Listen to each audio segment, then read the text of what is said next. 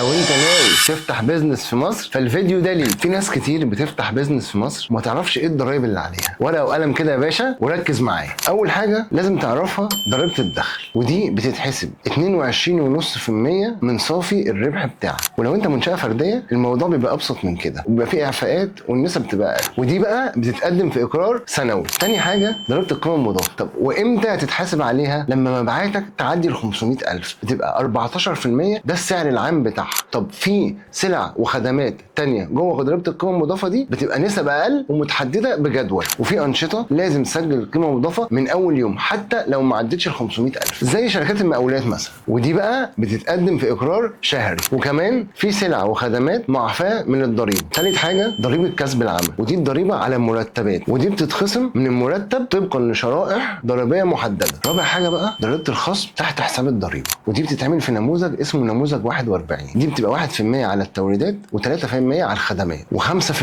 على الاتعاب المهنيه. وده بقى بيتقدم زي ما قلت لك في النموذج اسمه نموذج 41 كل 3 شهور. خامس حاجه ضريبه الدمغه، ودي بتبقى على بعض العقود والاعلانات، ودي بقى ملهاش اقرار. رقم 6 بقى الضريبه الجمركيه، بس انت لو نشاط شركتك بيتعمل في الاستيراد والتصدير. رقم 7 بقى يا باشا الضريبه العقاريه على العقارات اللي تخص الشركه. واخر حاجه والمهمه قوي، مش عايزك تغفل الملف التاميني بتاعك، لازم تعمله عشان غراماته كبيره قوي. لازم تبقى فاهم كل الكلام ده، عشان عدم الالتزام بالكلام ده هيعرضك لغرامات كبيره ممكن تقفل شركتك بسببها. عشان كده بقول لك